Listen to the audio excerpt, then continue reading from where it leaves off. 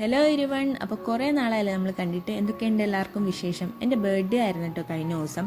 അപ്പോൾ ദേ ഞങ്ങൾ രാവിലെ തന്നെ അഴീക്കക്കാവ് ദേവീക്ഷേത്രത്തിൽ തൊഴാനായിട്ട് വന്നിട്ടുണ്ടായിരുന്നു. പിന്നെ വീട്ടിലേക്ക് എത്തിയപ്പോഴത്തേക്കും ദേ ചേച്ചമ്മമാരും അമ്മയൊക്കെ അവിടെ റെഡി ആയിട്ടിരിക്കുകയായിരുന്നു കേട്ടോ കേക്ക് കട്ട് ചെയ്യാൻ വേണ്ടിയിട്ട്. അങ്ങനെ കേക്ക് കട്ട് ചെയ്ത് എല്ലാവർക്കും നമ്മൾ കേക്ക് കൊടുത്തു.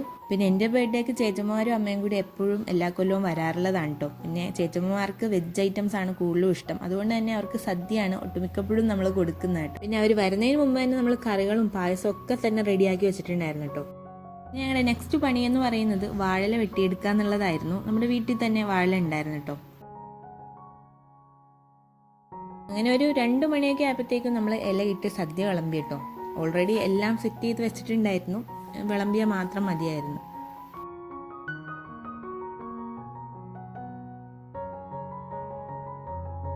ഈ വർഷത്തെ ബർത്ത്ഡേ ഞങ്ങൾ സദ്യ കഴിച്ച് ഇങ്ങനെ ആഘോഷിക്കുകയാണ് കേട്ടോ. എനിക്ക് ഒത്തിരി ഇഷ്ടമാണ് സദ്യ കഴിക്കുന്നത്. അപ്പോൾ ഞാൻ ഒരു കറി പോലും ബാക്കി വെക്കാണ്ട് കഴിക്കാറുണ്ട്. ഇത്രയും കറികളാണ് നമ്മുടെ സദ്യയിൽ ഉണ്ടായിരുന്നത് കേട്ടോ.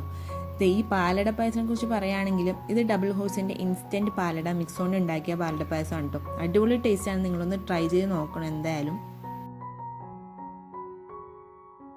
പിന്നെ രാത്രി ഡിന്നറിനായിട്ട് അച്ഛനും ചേച്ചിയും ചേട്ടനൊക്കെ ഉണ്ടാവും. അതുകൊണ്ട് തന്നെ അവർക്ക് സ്പെഷ്യലായിട്ട് നമ്മൾ മലബാർ ദം ബിരിയാണിയാണ് കേട്ടോ റെഡിയാക്കുന്നത്.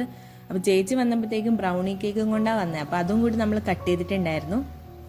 പിന്നെ ഒരു 7:30 ആയപ്പോഴത്തേക്കും നമ്മൾ ബിരിയാണി സെർവ് ചെയ്തിട്ടുണ്ടായിരുന്നല്ലോ. അത്യാവശ്യം നല്ല ടേസ്റ്റ് ഉണ്ടായിരുന്നു കേട്ടോ ബിരിയാണിക്കും. പിന്നെ ഇതിൻ്റെ റെസിപ്പിയുടെ വീഡിയോ വേണ്ടവർ ഒന്ന് കമൻറ്റ് ബോക്സിൽ കമൻറ്റ് ചെയ്താൽ മതി, എന്തായാലും ഇടുന്നതായിരിക്കും. അങ്ങനെ നമ്മൾ ഫുഡൊക്കെ കഴിച്ചു. അപ്പോൾ അത്രേ ഉള്ളൂ ഇന്നത്തെ എൻ്റെ ബർത്ത്ഡേ വ്ളോഗ്. ബൈ.